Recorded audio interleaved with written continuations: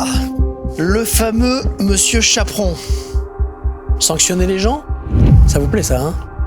Les dirigeants corses nous menacent, nous insultent et nous menacent de mort. Ce jour-là, j'ai eu peur. En seconde période, on va vous enculer, vous êtes nuls, vous allez descendre. Vous pensez sincèrement qu'un arbitre peut dire ça? Je vous sens mal à l'aise là, Monsieur Chaperon. Non, parce que Vous connaissez pas le foot? On vous voit en train d'essayer d'agresser le dénommé Diego Carlos. Vous avez des regrets? c'est la fin de ma carrière.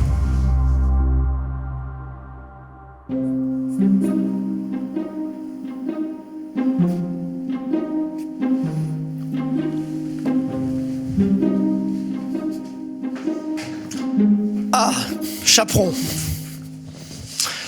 Tony Chaperon. Le fameux Monsieur Chaperon. Ça va? Bah, ça va, ça fait 24 heures que je suis là, on m'a toujours rien donné à manger et à boire. Rassurez-vous. Et je sais même pas pourquoi je suis là. Eh bien, on va en parler justement. Je vais vous donner quelques règles. Vous n'avez pas le droit de garder le silence. Toutes les questions que je vais vous poser sont maintenant analysées par mon assistant. Est-ce que c'est clair pour vous? Vous ne savez pas pourquoi vous êtes là? Bah, pas pour l'instant en tout cas. Et pourtant, vous êtes un familier, Monsieur Chaperon. Si j'en juge par votre casier, j'ai besoin de préciser. Allez-y, je vous écoute. Diffamation, délit d'initié, tentative d'homicide sur la personne de Diego Carlos. On est sur du lourd, du très lourd là, non? Vous en avez d'autres? On verra. C'est vous qui allez nous le dire. On va procéder à un test pour étalonner la machine. Je vais vous demander de répondre brièvement et rapidement à mes questions. Vous vous appelez Tony Chaperon, vous êtes né le 23 avril 72 à Flers. Est-ce que c'est exact? Jusqu'ici, tout va bien. Vous avez donc 52 ans, correct? Correct. Ça fait 40 ans que vous avez 52 ans, Monsieur Chaperon. C'est vraiment votre âge? Bah ouais, mais... oui, mais c'est bien fait, Où est-ce que vous avez trouvé des cheveux? Où vous les avez mis? C'est plutôt ça la question. Votre prénom c'est Tony? Oui. C'est pas un prénom ça? Tony, c'est un surnom dans le milieu un petit peu olé-olé, non?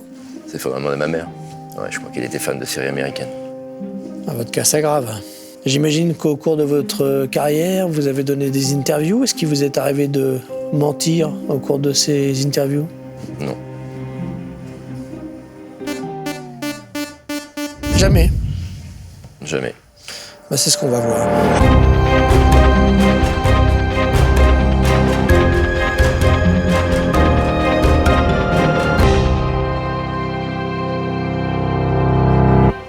J'aimerais savoir où vous étiez le 19 février 1988. Pas à Ussy, visiblement, parce qu'ils vous attendent toujours là-bas. Ah oui, exact. Ah, ça, c'est mon premier match. Ouais. Premier match que je dois arbitrer. Et comme le terrain est gelé, le match ne va pas avoir lieu. Donc la première fois où je dois donner un coup de sifflet, je le donne pas. Vous arrivez, c'est gelé, vous dites « je rentre chez moi ». Voilà. Ah ouais. C'est une façon de refuser l'obstacle. Ah ouais, c'est un bon début ça dans la carrière. Ah ouais, mais ça commençait tellement bien que j'étais observé ce jour-là. Et la personne qui vient m'observer, qui est mandatée par la fédération, rentre dans mon vestiaire à une demi-heure du coup d'envoi, mais comme plus personne n'est dans le stade, s'étonne que le stade soit vide. Il me dit mais pourquoi il n'y a plus personne? J'arrive en retard, le match a déjà eu lieu. Et là je lui explique que j'ai annulé le match parce que le terrain est gelé. Et il me fait comprendre que c'était plutôt une sage décision. Il me dit mais est-ce que tu as fait signer la feuille de match par les capitaines et puis pour attester que les gens étaient là? Je dis ben non, ça sert à rien dans la mesure où il n'y a pas de match. Sauf que le règlement prévoit que même si on a eu un match, il faut attester que les équipes étaient là. Donc je n'avais pas donné un coup de sifflet, que j'avais déjà fait une connerie. J'avais bien commencé ma carrière. Vous aviez peur? Ouais, j'avais froid déjà, et ensuite j'avais peur. Mais prendre un sifflet, c'est pas facile. Ok. Vous aviez joué au foot avant? Ouais, pendant 10 ans. Ouais. Et pour passer le temps entre deux matchs, vous décidez d'arbitrer? Pas tout à fait, non. J'ai un dirigeant qui m'a demandé d'arbitrer les matchs parce que comme je passais pas mal de temps à engueuler les arbitres, il m'a dit prends leur place, comme ça montre-nous ce que tu sais faire. Donc il m'a un peu challengé. C'était aussi pour vous sortir du banc, non? Vous seriez le banc, non, comme joueur? Non. Non, vous étiez bon? J'étais un joueur correct, mais pas de quoi faire une carrière professionnelle. D'accord. L'arbitrage, ça vous a plu tout de suite? Sanctionner les gens? Ça vous plaît ça, hein? Non, pas spécialement, mais Non oui, ça m'a plu assez vite. Si je vous montre ça, ça vous fait quoi? Ça vous excite un peu, non? Non, puis en plus, celui-ci est tout pourri. Hein. Ouais, il a Faire un peut-être effort. été trop utilisé, monsieur Chaperon. Ah, je vois que vous véhiculez les clichés. Mais Ouais. alors, allez-y. Combien de fois? Juste à 17 ans, vous dites, quitte à être seul, je vous cite, hein, autant continuer dans l'arbitrage. Vous déclarez ça à Ouest France. Vous étiez en pleine déprime, là. Ben, en général, on regarde plutôt les joueurs que les arbitres. Hein. Bah, ça dépend. Vous regardez beaucoup, hein. Ça, j'en sais rien. Vous faisiez tout pour qu'on vous regarde, hein. J'ai pas l'impression, mais... Non. Si vous le dites, c'est parce que vous regardez les matchs de foot aussi. Ça m'arrive. On se renseigne, on travaille, hein. Encadrer, surveiller, c'est quelque chose qui vous plaît globalement dans la vie? J'ai un nom qui s'y prête bien, d'ailleurs. Chaperon, c'est vrai, être chaperon, c'est C'est chaperonné. chaperonner quelqu'un. C'est l'aider et l'accompagner. Et si je vous dis pion, ça vous parle? Ouais, bah ouais. Ça rime avec sanction, pion. Bah non. Non? Non, j'ai pas l'impression... Non, pas du tout. Je vais vous rafraîchir la mémoire, monsieur Chaperon.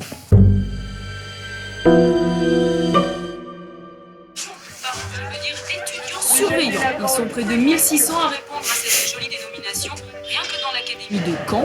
Nous sommes au lycée Louis Liard, à Falaise, et c'est l'heure de la mise à jour des bulletins de colle.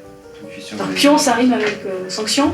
Pas toujours. Malheureusement, c'est une partie aussi importante du travail, mais bon, on n'est pas là. Je pense pas qu'on soit des tortionnaires. Non, le plus gros du travail, c'est relationnel avec les élèves. Je crois qu'on en a assez vu. Ça vous fait quoi de voir ces images? Bah, c'est assez marrant parce que je me souviens de certains élèves. Vous avez 25 ans à l'époque, Ouais. c'est ça? Je veux faire Ouais. croire ça, à 25 ans, vous avez la tronche que vous avez? Ouais, j'ai beaucoup changé. Bah, écoutez, oui, quand j'étais étudiant, j'étais pion en même temps. Je payais mes études en étant surveillant. Vous vous souvenez des élèves? Ouais. Bah, y en a qui se souviennent de vous aussi, tiens. Je vais faire écouter un petit témoignage. Oui, j'ai fait mon lycée à Falaise. Je me rappelle de Monsieur Chaperon, à la fin de la récré, pour qu'on arrête de jouer au foot, il nous faisait des tacs par derrière. C'était un peu bizarre. Vous étiez un pion dur? Je crois pas, non. Juste? Sévère mais juste? Comme sur le terrain. Bon souvenir en tout cas, cette expérience? Ouais, très bon. Ça vous a donné envie de diriger les gens un peu, de sanctionner les gens ou pas? Non, pas du tout. Non. En plus, j'avais un chef d'établissement qui était fan de foot, qui était très sympa, qui me libérait pas mal de temps pour mes matchs. C'était cool. Mais vous aviez ça en vous, l'envie d'incarner la loi, non? Peut-être que j'aime bien l'ordre. Ça fait partie aussi des traits de caractère. Ça, c'est possible. Ouais. Un peu comme votre collègue. Vous êtes monsieur propre, c'est ça? C'est un surnom qu'on m'a donné. Ah ouais. Et il me manque un peu les muscles. Un peu. Beaucoup même. Bon, comme ça vient de vous, ça me gêne pas trop.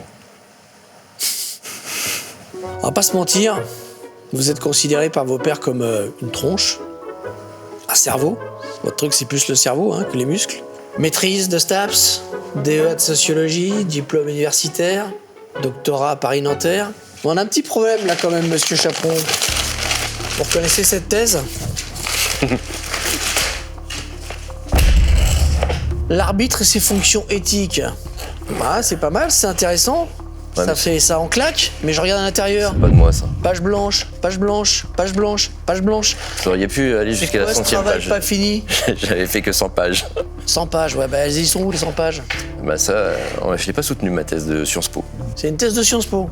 Alors, c'était pas exactement ça le titre, mais C'est quoi? ça c'est un article que j'ai écrit dans une revue scientifique. Mais votre thèse, on en parle de votre thèse? Ben écoutez, je vais peut-être la reprendre. Finalement, il est C'était jamais quoi trop le tard. titre alors? Vous accusez d'avoir pas pris le bon titre? C'était la justice sportive. Comment rendre la justice sur un terrain de football. Et donc vous n'avez pas trouvé les solutions? Maintenant, je les cherche encore. Ouais. Vous êtes un chercheur, mais un chercheur qui cherche, pas qui Mais trouve. qui trouve jamais, mais comme beaucoup de chercheurs. On a un autre petit problème, monsieur Chaperon. Pion, CPE, enseignant, chercheur, mais on a aussi flic. C'est quoi cette histoire? Vous êtes policier? Vous êtes un indique? Mais non. Ça c'est Wikipédia. On a quand même trouvé ça dans votre sac. Ah, mais ça c'est Comment pour... vous expliquez ça? C'est pour vos soirées? ouais, certainement. Non, policier, non, mais j'ai jamais été policier. Alors, cela étant, ça me pose un problème parce que dans certains quartiers de ma ville, il y a des gens qui pensent que je suis policier. Donc, je préfère qu'on dise tout de suite que je n'ai jamais été policier de ma vie. Vous n'avez jamais travaillé pour la police? Non. D'accord. Mais en même temps, vu que vous êtes des représentants de la police, je vois qu'on est bien fournis.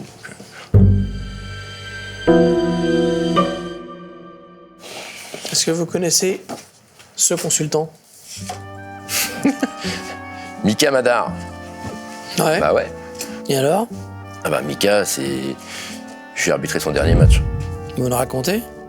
À Créteil. Donc il joue là-bas, il fait une pige parce que ouais, il arrête sa carrière. Et je crois qu'il a été pris en grippe par le public. Et au moment où il est remplacé, il enlève son maillot et je crois qu'il fait un geste un peu obscène à l'encontre du public local. C'est-à-dire, c'est quoi ce geste? Je crois qu'il aura fait un bras d'honneur. Bah, moi j'ai mis un carton rouge. Donc Mika, il a fini sa carrière avec un carton rouge. Ça vous plaît d'avoir mis la fin à la carrière brillante de Michael Madar? Non, pas du tout. Alors ça nous fait beaucoup rire. Malheureusement, il a fini comme ça, alors qu'il avait fait une carrière brillante. C'est dommage de l'avoir terminé comme ça.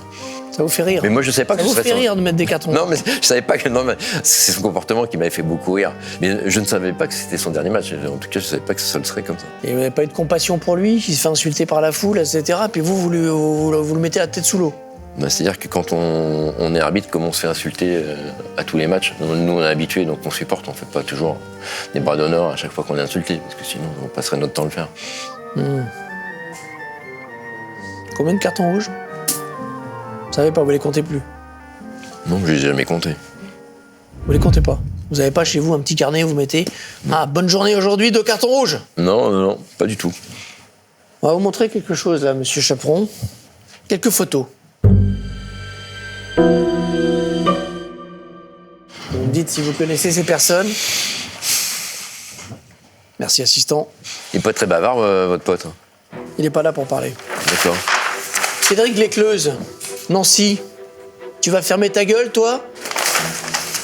Raphaël Schmitz, Valenciennes. En seconde période, on va vous enculer, vous êtes nuls, vous allez descendre. Didier Deschamps, vous avez oublié 2 pénaltys, vous êtes nuls. Bah oui, comme vous. Ah, bravo. Bravo la réplique, monsieur Chaperon. Zlatan, tu veux faire le boss, c'est ça? Le point commun de toutes ces déclarations. Un homme. Tony Chaperon, vous parliez aux joueurs comme ça? Vous parliez mal aux joueurs? Ben, pas tous en tout cas, mais certains. Alors le premier, c'est possible que j'ai dit ça, ou je lui ai dit ferme-la. On était dans le vestiaire et il m'avait invectivé à la sortie dans le tunnel. Donc je l'avais envoyé à Belladé, j'avais été suspendu par la fédération pour ça. Donc ça, je l'assume. Deuxième, C'est qui lui? Raphaël Schmitz. D'accord. Condamné par le tribunal de Caen pour diffamation. Parce qu'il a dit que vous avez dit ça, c'était faux? C'était faux. Condamné par la justice. Ouais. Lui et son président. Ok, Mais ça, vous pensez sincèrement qu'un arbitre peut dire ça sur un terrain de foot? tout est possible. Non, ça c'est pas possible. Vous êtes plus élégant que ça, c'est ça que vous voulez nous dire? Non mais il faudrait être taré pour dire vous allez descendre, vous êtes nuls. Mais en revanche, je peux vous expliquer ce qui s'est passé. Bah dites. Donc on est à la 43e minute, je dirais. Et il y a un coup franc pour Valenciennes. Et il y a des joueurs de Valenciennes, ils sont 2, qui me disent eux, tu leur mets jamais de carton. C'était contre Bordeaux, je crois. Je dis on va pas faire un match en mettant des cartons. Je dis mais si vous voulez vraiment des cartons, je peux mettre un carton à chaque faute. Mais le problème, c'est que vous allez en prendre vous aussi. Donc ça s'est transformé en je vais vous enculer. Voilà. C'est pas tout à fait pareil. Certains sont allés dans le vestiaire, enfin sont allés déclarer à la presse que j'étais venu dans le vestiaire à la mi-temps pour leur dire que j'allais les enculer. Mais il faut être cintré pour raconter ce genre de trucs. Bon bref. Donc en tout cas, Monsieur Schmitz a été condamné par la justice. Vous essayez pas de nous embrouiller là, hein? Non, c'est vérifiable. Ok. Deschamps? Oui, c'est un truc qui nous a fait rire d'ailleurs quand je l'ai rencontré récemment. Ah ouais, vous rigolez avec toutes vos victimes? Ben, pas toutes, non. Mais lui en particulier. Si, parce qu'en fait, on est à Bordeaux encore. Donc là, il me prend à partie en disant que j'ai pas été bon, etc. Moi, sous forme de boutade, j'ai dit j'aurais pu vous dire la même chose. Vous aimez bien discuter. Ben oui, ça fait partie des échanges. Ok. Zlatan? Alors ça, c'est génial. Il s'en prend violemment à ça. Qui est-ce qui a pu écrire ce truc? C'est l'histoire du ballon, ça. Ouais, l'histoire du ballon. On a d'ailleurs une pièce à conviction, assistant. Vous avez ramené le ballon? On n'a pas le ballon, non? Expliquez-nous cette histoire. Zlatan fait un triplé, c'est ça? Bon, c'est vrai que c'est plutôt un truc que font les anglo-saxons. En France, c'est venu, mais c'est pas trop une tradition. Mais en tout cas, on offre le ballon au joueur qui a marqué un triplé. Et il me fait « the ball ». Il vous parle mal. Bah, c'est pas une façon très respectueuse de s'adresser aux gens. Donc moi, quand il me fait ce geste-là, je lui dis pardon. Il me dit the ball. Moi, je dis non, il manque des mots là. Je sais pas si vous avez des enfants, mais moi je les éduque comme ci, comme ça. C'est-à-dire que, s'il vous plaît, merci, c'est important. Vous vouliez éduquer Zlatan. Bah, il n'est jamais trop tard, hein. En tout cas, je voulais lui rappeler qu'on se devait un minimum de respect l'un vis-à-vis de l'autre. Et en l'occurrence, bah, je lui dis non, je ne vous donnerai pas le ballon dans ces conditions-là. Mais alors, lui, il m'a attendu dans le tunnel, parce que c'est un garçon malin. Et là, il me prend un parti et il me dit tu veux faire le boss devant les caméras, etc. C'était pas l'idée. L'idée, c'était de lui montrer que c'est pas parce que je suis arbitre qu'on doit me manquer de respect. Parce que vous voulez vous faire plus respecter que les autres? Non, c'est-à-dire que je suis pas plus respecté que les autres, mais qu'on me respecte au même titre que les autres. Et quand on trouve ça, dans votre chambre d'hôtel, vous avez des explications? Ça m'étonnerait, parce qu'en plus, c'est quelqu'un que j'apprécie beaucoup. Ah, parce que vous rentrez dans les chambres d'hôtel aussi. C'est pour ça que vous avez trouvé les menottes. Et le portrait de Mickey Madar. Monsieur Chaperon, travail. Et donc, non, Zlatan, en plus, c'est un gars que j'aimerais bien revoir. C'est pas sûr que ce soit réciproque, mais en tout cas, j'aimais bien le joueur. Et vous aimiez son côté de tête de mule, vous vous reconnaissiez un peu là-dedans, non? J'aimais bien Aller au fight. l'affrontement, parce que c'est un joueur qui cherche l'affrontement. Et je pense que vous gagnez le respect si vous lui tenez tête un minimum. Finalement, j'aimais bien ce jeu de rôle qu'on avait l'un et l'autre. Je vais vous montrer quelques visages et vous allez nous dire si vous avez eu des démêlés avec ces personnes. Nous en dire un peu plus. Samir Nasri, problème, pas problème? Aucun. Normal, vous l'avez rarement arbitré. Je sais pas, peut-être quand il a joué à l'OM, non? Peut-être, Il a joué de quand à quand à l'OM? au début de sa carrière. D'accord. Donc vous connaissez rien en foot. Vous étiez déjà vieux. C'est pas votre truc Vous le étiez foot. déjà vieux. Vous êtes enquêteur, mais pas. Je vous rappelle que Parfait. c'est moi qui pose les questions. D'accord, ok. Très bien. Balotelli, Ah oui, Marco. Mario, pardon. Mais je l'ai expulsé plusieurs fois, lui. c'était votre kiff? Non, bah, lui, il était pénible. Et vous l'avez expulsé pourquoi? Une fois, il a mis un coup de pied, je crois, à un adversaire. Mais il m'avait dit d'aller me faire voir. Là, je suis poli. Il m'avait pas dit comme ça. Et lui, quand il est arrivé, vous l'aviez déjà expulsé, vous le renvoyez, vous dites, toi, mon coco, t'as intérêt à te tenir un carreau? J'avais déjà dû l'arbitrer un paquet de fois sans lui mettre de carton. Mario Yepes. Ah, Mario, Ah, ça fait parler, ça, hein? un spécialiste du tirage de maillot, Mario Yepes. Et il se trouve qu'on marquait quasiment plus de buts sur les corners. Et c'était lié essentiellement au tirage de maillot. Et on avait vu plusieurs fois Mario Yepes faire des tirages de maillot. Et moi, quand j'ai arbitré Sochaux, le PSG, on est au début de la saison, et je vois Mario Yepes tirer une première fois le maillot, donc moi je siffle penalty. Et comme il pensait que, comme j'avais déjà sifflé un penalty, j'allais pas siffler un deuxième, on nous demande de sanctionner les tirages de maillot, donc je continue. Donc 2 fois 2 penalty, ce qui m'a valu... je crois que c'est le début de ma réputation aussi, un peu. Je continue. Kylian, moi j'aime bien ce garçon. Moi je l'ai vu à ses débuts surtout. Il a un peu changé son comportement aussi. Vous trouvez qu'il a le melon? Après c'est difficile quand on a 20 ans et que vous êtes une star mondiale de garder les pieds sur terre. Moi je me mets à la place d'un gamin à qui on donne une fortune et qui doit se comporter de façon exemplaire en permanence, c'est compliqué. Vous avez des embrouilles ou pas? Non. Aucune? Non. Ça vous manque à votre palmarès? Ça manque à votre palmarès? Non, pas du tout. Non. Pour moi, c'était un joueur presque transparent. Mais comme la plupart d'entre eux, hein, je veux dire, sur un terrain de foot, vous avez 80% de joueurs transparents, parce qu'ils jouent sans vous emmerder, en fait. Après, c'est comme dans une classe. Hein. Vous avez 10% de chieurs, et puis 10%, on va dire, d'agités. Et lui, c'est un agité? Ouais, j'ai eu du mal à le reconnaître. Je sais pas pourquoi me montrer cette photo, mais j'ai déjà eu assez de problèmes avec cette histoire. Donc c'est l'entraîneur d'Algérie, Belmadi. Il se trouve qu'il fait une déclaration qui est lunaire. Il perd contre le Cameroun. Visiblement, il n'était pas très content du match que l'arbitre avait fait. Il dit, il était au salon, il était en train de boire un café et de manger un millefeuille. Et moi, je me suis dit, en Algérie, on est trop gentil. Je dis pas qu'il faut le tuer. Alors, je sais pas ce qu'il voulait dire par là, mais cette phrase-là, je dis pas qu'il faut le tuer, mais c'est complètement irresponsable. Je me suis fâché quand j'ai entendu ça, je trouve que c'est inadmissible, et quand on est un entraîneur de haut niveau, et notamment quand on est un sélectionneur, c'est le genre de déclaration dont on devrait se passer. Vous êtes le chevalier blanc, un peu, Tony Chaperon. Moi, j'aime bien m'élever contre l'injustice, oui. Et ça C'est juste. La coupe de cheveux.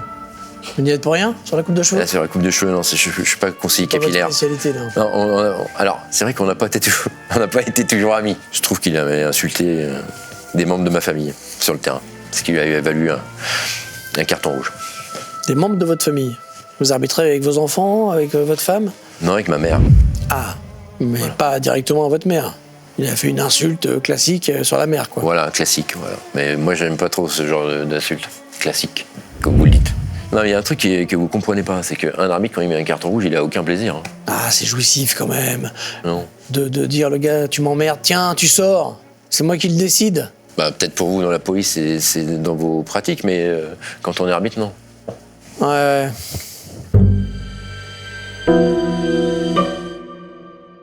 On a beaucoup de dossiers, monsieur Chaperon. Vous en avez un paquet, là. On a beaucoup travaillé. Si vous permettez des remarques sur notre travail. Ce petit coin, là. Ah, bah, moi, j'aimais beaucoup passer mes vacances là-bas à C'est vrai l'époque. Ouais. Vous parlez au passé? C'est vous, là?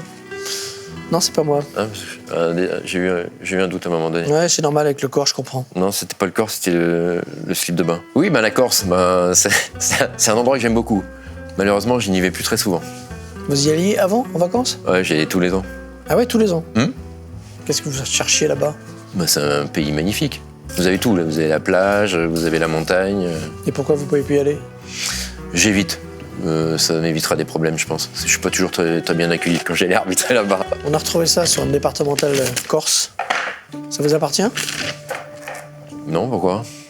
Vous avez jamais eu des véhicules dégradés là-bas? Ah oui, ça c'est la fin de l'histoire. J'aimerais avoir le début de l'histoire. Ah bah racontez-moi. Racontez-moi l'histoire. Connaissez ce dicton qui dit quand on montre la lune à un idiot, il regarde le doigt. Mhm. Bah, c'est ce qui s'est passé en Corse. Quand vous étiez en train de montrer la lune, c'est ça? Non, pas du tout. C'est qu'il y a eu des idiots qui ont regardé le doigt. Bah expliquez-nous là, parce Alors, je qu'on vous comprend rien. Essayez pas de nous embrouiller là, monsieur Chaperon. Ah, mais ce jour-là, donc c'est Ajaccio-Bastia, Monaco, pardon, Ajaccio-Monaco. Monaco gagne 1-0, je crois, à Ajaccio. J'ai exclu un joueur corse avant la mi-temps. Ça, c'est vrai que c'était un crime de lèse-majesté, on n'exclut pas un joueur corse. Je siffle un penalty pour Ajaccio qu'ils ont raté. Et surtout, quelques minutes avant la fin du match, il y a un joueur de Monaco qui va faire une touche. Et au moment où il fait la touche, il y a un spectateur, je ne sais pas ce qu'il fait là d'ailleurs, il est sur l'aire de jeu, et il s'en prend au joueur. Et il l'invective en tenant des propos racistes. Et donc je dis à cette personne, je la refoule, donc je demande à ce qu'on l'exclue du terrain. Et lorsque je demande ça, il y a des dirigeants, un dirigeant corse en particulier, qui vient et qui s'en prend à moi. Il dit, ah, pour qui tu te prends? Dans la mesure où il a tenu des propos insultants, donc il dégage. Et maintenant que vous y êtes là, vous passez de l'autre côté de la main courante, je ne vais plus vous voir. Vous expulsez le directeur de la sécurité. Ouais, enfin, qui est en train de m'insulter, donc ça me semblait un peu légitime. Et donc, le match se termine. Et ça, c'était juste avant le coup de sifflet final. Et lorsque le match a été terminé, il y a eu un attroupement, donc il y a des gens qui sont rentrés sur la pelouse, dont le président du club, dont le directeur de la sécurité, et qui nous ont entourés. Il y avait une vingtaine de personnes qui étaient là. On est sur le terrain, là, on est à la fin du match. Les dirigeants corses nous menacent, nous insultent et nous menacent de mort. On va demander à être escorté par la police pour quitter le stade. C'est là où ils ont cassé la voiture. On est allé à l'hôtel. Attendez-nous dans l'hôtel. Dans un quart d'heure, on viendra avec une voiture banalisée. On se garde devant, vous montez dans la voiture, on vous emmène au commissariat. À l'aéroport, non? Non, Au commissariat. Mais là, il est minuit, 1h. Et il est 3h du matin quand on a fini nos dépositions.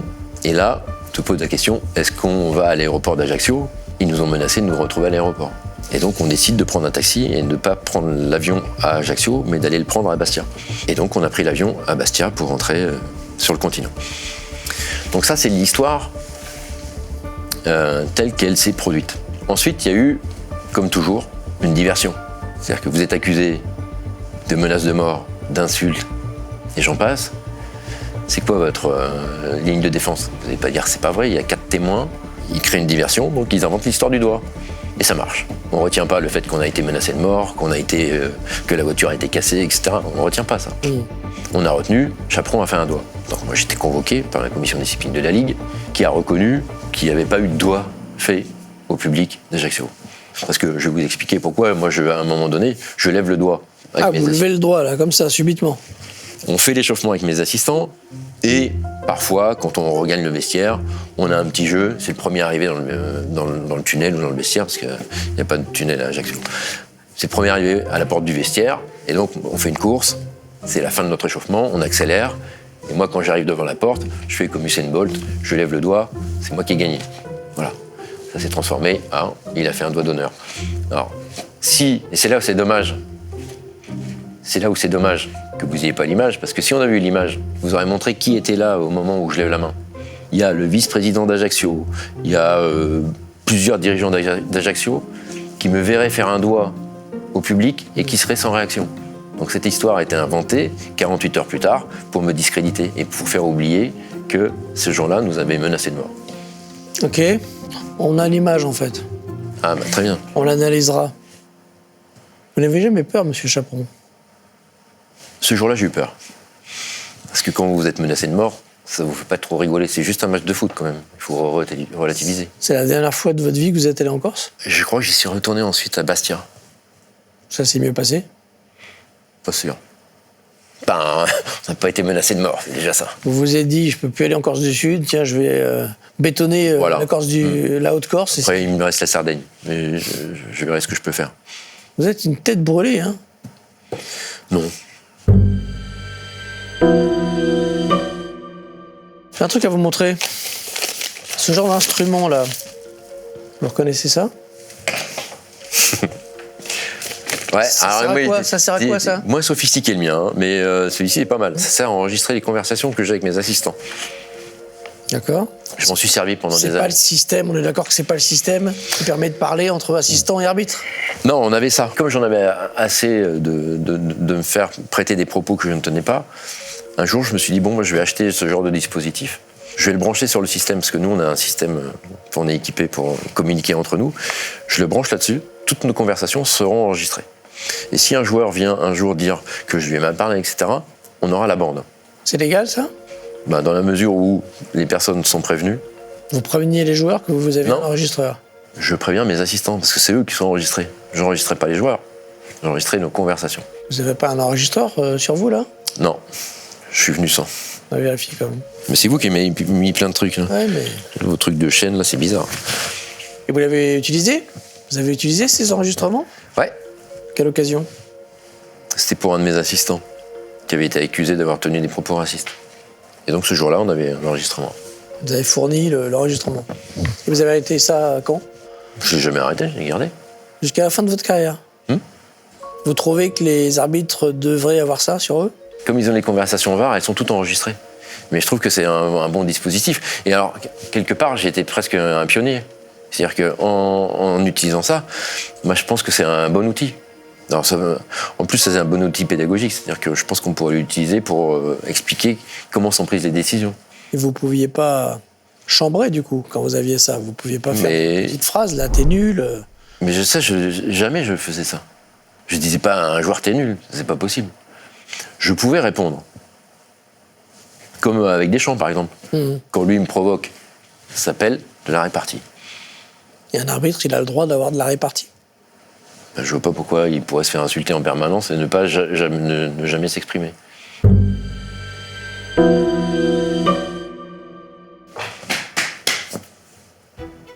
Mais Combien de pochettes comme ça? il y en a beaucoup. Écoutez, ce qu'on a recueilli, c'est vous qui parlez.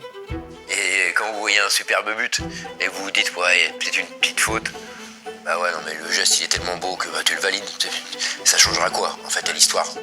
Ah ouais, d'accord. Alors moi, je marque un but de la main, mais je fais une roulade. Il y a but. Non, Voilà. Ça, vous accordez? il est magnifique ce but, non? Bah, c'est vrai que vous ne connaissez pas le foot, mais pour ceux qui connaissent, vous connaissez l'histoire d'Auxerre Dortmund. Ouais. Arbitre espagnol. Vous connaissez pas le foot? Ah bah visiblement un peu plus que ce que vous voulez me laisser croire. But de Lilian Lasland. À Ouais. peu près la même chose. Pourquoi l'avoir refusé? C'était un but valable, surtout. C'est ça la question, non? Bah là c'est un but valable aussi. Hein. Bah il est beau, après ça se discute. Hein. Est-ce qu'il met en danger son adversaire? Ouais. Est-ce que c'est pas l'adversaire qui met sa tête là où il faudrait pas? Bon, c'est du 50-50. Eh ben il y a une part d'esthétisme aussi. On n'a pas le droit de refuser un beau but. Bien sûr que si. Ça m'est déjà arrivé de refuser des buts extraordinaires, mais il était hors jeu, il avait fait une faute auparavant. Comme on est sur une situation à 50-50, ben, le 51-49, il passe sur l'esthétisme. On a aussi le droit d'être esthète quand on arbitre et d'aimer le foot. Vous connaissez le but de Platini, le plus beau but de sa carrière, qui a été refusé pour... Ouais, il m'en a parlé déjà. C'est la finale de la Coupe intercontinentale. Exactement. Vous connaissez Ah, un vous petit peu connaissez le un peu foot, le hein. foot aussi, vous. Ah aussi, un petit peu, hein. Ouais. Hein. Puisqu'on est dans l'esthétisme, on va ouvrir les gros dossiers, là. Aïe. Vous pouvez nous expliquer votre tentative de meurtre sur le dénommé Diego Carlos? Ah, vous êtes devenu une star, hein, ce jour-là. En prime, en plus. Ouais, je me serais bien passé de cette histoire. Ouais, j'ai connu des choses beaucoup plus graves, quand même, hein, sur un terrain de foot. Hein. On vous voit en train d'essayer d'agresser le dénommé Diego Carlos. Alors, pour être précis, je tente un croche-pied, mais j'ai raté. Bon. J'ai tout raté ce soir-là. Tentative. D'où le tentative. Absolument. Comme il venait de me bousculer, que j'étais persuadé qu'il avait fait exprès, j'ai voulu me venger. Ce que je ne conseille pas. Et bah voilà, c'est la fin de ma carrière. Vous avez des regrets? Bah oui, on peut pas terminer sa vie de sportif dans ces conditions-là. Votre regret, c'est quoi? C'est de l'avoir raté? C'est perfide, monsieur Matou. Non, mon regret, c'est d'avoir pensé qu'il m'avait agressé, puis d'avoir oublié que j'étais arbitre aussi. Et que ce genre de comportement n'est pas acceptable. Vous y repensez des fois ou pas? Ben, si j'y pense pas, on me le rappelle tous les jours. Ça, il y a toujours quelqu'un, au cours d'une journée, qui m'en parle. Ça vous énerve? Ça m'attriste plutôt. Quand vous avez arbitré pendant 15 ans au plus haut niveau, on retient ça de vous, c'est une fraction de seconde de votre vie. C'est un peu douloureux parfois. C'est le moment où ça a basculé du côté obscur? C'est le point de bascule, ouais. Votre vie se transforme tout d'un coup. Et la télé, c'est pour vous réhabiliter? Pour vous montrer qui vous êtes? La télé, c'est parce que j'apporte un éclairage. Mais c'est pas pour me réhabiliter, non. Mais ça fait de vous une star quand même, ce moment, non? Mondial? Ben, vous avez des stars positives et d'autres qui le sont moins. Là, on ne peut pas dire que ce soit une communication positive. À l'étranger, on vous en parle aussi? On vous reconnaît? Parfois, ouais, j'ai eu des surprises.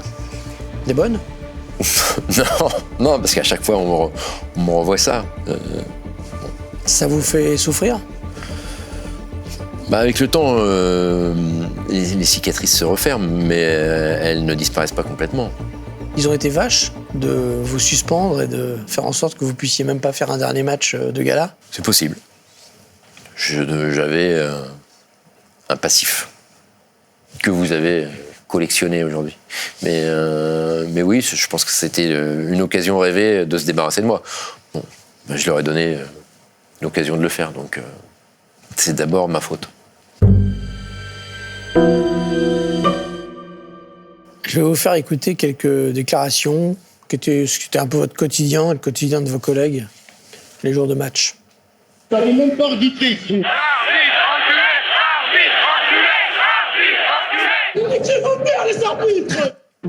Faut être maso pour être arbitre? Il faut surtout être sourd. Hein. Ouais, parce que si vous prêtez attention à tout ce qu'on dit de vous, c'est compliqué de garder son self-control en permanence. C'est quoi ce que vous recherchez là? Faire une activité où tout le monde vous insulte constamment? C'est ce qui anime les arbitres, c'est leur passion pour le foot. Ils sont passionnés de ce jeu. On peut jouer au foot, on se fait pas insulter quand on joue au foot. Moi en tout cas. Après, c'est une autre façon de rendre service à ce sport. Hein. Parfois, quand vous jouez, vous ne rendez pas service au jeu. Donc, Quand vous êtes nul. ouais, c'est ça. De se mettre au service des autres pour qu'ils puissent jouer dans des bonnes conditions, je pense que c'est une mission qui est quand même honorable. C'est pas un sacrifice non plus, vous faites ça parce que ça vous plaît et personne ne vous oblige. Il y a le plaisir d'être sur un terrain aussi, d'être un acteur du jeu, un facilitateur parfois. Ça vous est arrivé d'être triste, de pleurer, de vous sentir seul? L'isolement, ça fait partie de la mission de l'arbitre. Il est toujours seul. Seul contre tous? Pas toujours, hein, on est à 50%, quoi. Il y a 50% du stade qui vous trouve bon et puis 50% mauvais, en fonction du résultat de son équipe. Pourquoi ils n'arrivent pas à se faire aimer les arbitres? Je pourrais vous renvoyer la question. Pourquoi on n'aime pas les policiers, les gendarmes, tous ceux qui ont un minimum d'autorité et de pouvoir? Parce que ça empêche de faire ce qu'on veut? Bah ouais, mais je pense que le problème, c'est qu'on ne pourrait pas jouer sans arbitre. C'est vrai qu'un match sans arbitre, c'est absolument impossible. Mais d'ailleurs, on ne peut pas jouer du tout. Enfin, les matchs de compétition officielle, même, En division 4 de district, vous êtes obligé d'avoir un arbitre. Pas forcément officiel, mais il y a toujours un arbitre. Et les joueurs, on partage quoi, à part les tensions avec les joueurs? Quasiment rien. Quand je parle d'isolement, alors à la fois c'est un isolement qu'on s'impose à nous-mêmes aussi, parce qu'on se tient à l'écart. Moi je compare avec d'autres sports, au rugby, ils sont plutôt intégrés, c'est-à-dire qu'il y a sans parler de troisième mi-temps, mais au moins il y a des repas communs, il y a une vraie communication entre eux, ce qui n'existe pas au foot. Donc il y a un isolement institutionnel qui est gênant, c'est-à-dire que les joueurs, vous ne les voyez que 90 minutes en fait. Vous n'avez aucune relation avec eux. Vous n'avez pas le droit de parler avec eux, prendre un maillot. Alors moi, ça m'est arrivé une fois. J'avais demandé un maillot à un joueur. Quel joueur? C'était Vikesh Dorasso. À l'échauffement, je lui dis... ça faisait un petit moment que j'arbitrais. Je lui dis, si à la fin du match, tu fais rien de ton maillot, je veux bien le récupérer pour quelqu'un. Voilà. Et lui, il sort pendant le match et il me tend son maillot. Devant tout le monde. Bon, ça, c'était Vikesh, quoi. Il est toujours un peu décalé. Mais j'ai jamais, en dehors de lui, j'ai jamais demandé un seul maillot. En lui demandant ça, vous pouvez pas lui mettre un rouge derrière. Ça pose problème. C'est embêtant. Non mais c'est ça, c'est-à-dire que vous voyez qu'on pourrait avoir de l'éconnivence avec certains. C'est-à-dire que dès lors que vous avez un minimum de sympathie ou un contact hors foot, c'est difficile d'être juste et intègre dans votre façon d'arbitrer. Donc c'est pour ça, me semble-t-il, qu'on se tient à l'écart des joueurs. Avec quelle personnalité du foot vous avez réussi à être connivant pendant votre carrière? Pendant la carrière, connecté avec Michael Landreau. C'est avec les gardiens de but qu'on a des relations un peu plus personnelles. D'une part parce que je pense qu'on a un isolement commun.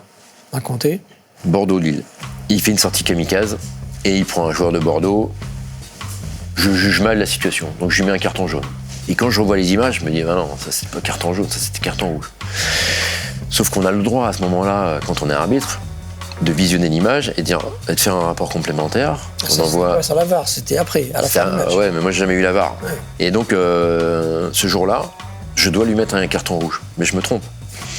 Donc il faut que je fasse un rapport complémentaire à la Ligue de football professionnel et que je dise, bah voilà, je me suis trompé sur le terrain, j'aurais dû lui mettre un carton rouge.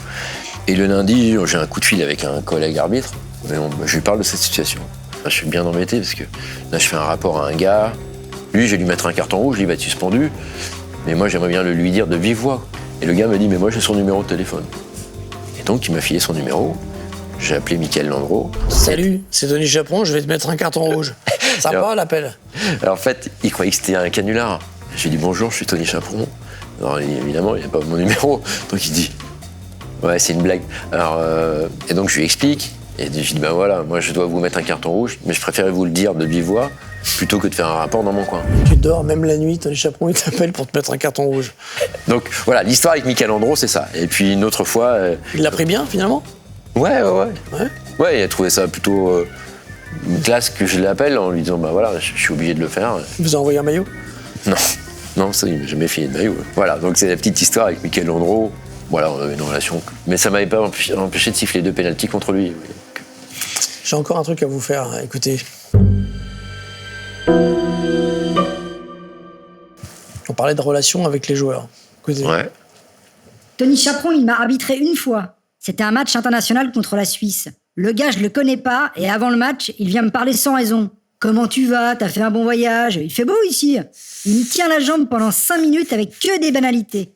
Je me suis dit que soit le gars était complètement tapé, soit il cherchait un pote. Ça vous parle? C'est un joueur de Saint-Marin.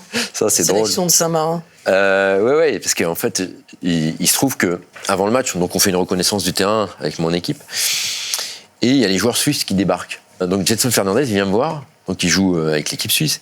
Il me dit, ah, monsieur Chaperon. Donc je discute avec lui pendant un petit moment. Il me dit, notre coach, il a vachement insisté sur l'arbitrage. Il a dit qu'il fallait pas trop rigoler avec vous. Parce que dans l'équipe suisse, il y avait beaucoup de joueurs de l'ex-Yougoslavie. Et donc on a revu le match que vous avez arbitré, je sais pas quoi. Et donc il me parle de ça et je discute avec lui pendant 3-4 minutes. Et là, il y a un membre de l'UEFA qui me dit, bon, comme tu as discuté avec des mecs de la Suisse, là, il faudrait peut-être que tu ailles voir un mec de Saint-Marin, parce que sinon on va penser que tu as des accointances avec les Suisses plutôt qu'avec les Italiens.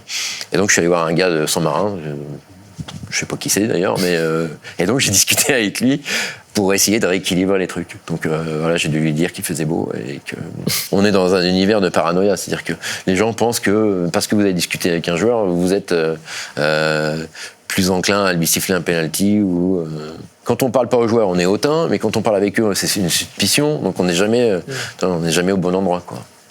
Ah, excusez-moi. Ouais. Ok. Là, j'arrive. Je vous laisse quelques secondes avec mon assistant, excusez-moi. On va pas s'amuser beaucoup parce qu'il est pas très causant, votre assistant. Bon, monsieur Chaperon. Monsieur Chaperon, écoutez-moi. Pour l'instant, là, toutes vos réponses, vous frisez le carton rouge. Si vous me permettez un petit peu cette analogie, ce que je vous propose, moi, je peux tout passer au vert, façon gazon. Ça vous parle, ça? Pour 1 000 €. Pour combien? Vous m'avez très bien entendu. 1 000 €, je passe tout au vert. Pour l'instant, je dis rien. Mais je vais pas pouvoir continuer comme ça longtemps. Alors, on est d'accord? Je vous propose une porte de sortie honorable. Prenez-la. Soyez pas stupide. Non, moi je suis sûr de mes réponses, donc vous pouvez les garder comme ça. La machine ne se trompe jamais. Ah bon? Vous connaissez toutes les machines infaillibles. Réfléchissez vite. Je pense que vous faites une grosse bêtise. Ok. Vous devriez quand même être vigilant avec les gens avec qui vous travaillez. Non. Bien, monsieur Chaperon, bien. Bien. On vous la fait pas? Vous avez fait connaissance? Je croyais qu'il était mieux. Mais quand il l'ouvre, c'est pour dire des conneries. C'est pour vous tester, monsieur Chaperon. Là, c'était un test. Je croyais qu'il était sérieux. Ça s'appelle un piège. Ah, d'accord. Ah, parce que... Ah ouais, c'est réfléchi, votre histoire. Vous avez des grosses ficelles, quand même. Non? Vous regardez des séries américaines, mais des séries B. Donc on n'est pas corruptible, monsieur Chaperon. Non, ça fait pas partie du logiciel de l'arbitre, ça. Ouais. L'important, l'argent, ça vous a plu à un moment donné? Non, parce que écrit noir sur blanc, là, ça vous parle, ce bouquin? Enfin libre, on verra à la fin, hein? Vous dites, je suis content de mes 10 francs par semaine, mes 100 francs par semaine. Je suis content de mes 100 francs par semaine. Ça me permettait d'offrir un verre à mes potes. Donc vos premiers salaires d'arbitre, ça partait au bistrot. Ouais. Diabolomante, c'était. Diabolomante. Bah, j'avais 15 ans, hein, enfin 16 ans. Mais les joueurs qui jouent en district, ils ne sont pas payés, eux. Non, bah, si vous payez pas les arbitres, déjà qu'on n'en trouve pas. Alors, parce que trouver un gamin qui a 15 ans qui va venir tous les dimanches se faire insulter, il faut qu'il y ait un minimum de compensation. Donc vous, pour 100 balles, on peut vous insulter. Même gratuit. Bah, ça dépend combien vous payez la place au stade, quoi. Bien souvent, ça va avec. L'argent, ça fait tourner les têtes, hein. Vous avez toujours dit non au cours de votre carrière? Vous avez des propositions ou pas? D'argent? D'argent, jamais. Jamais d'argent. Ça, par contre...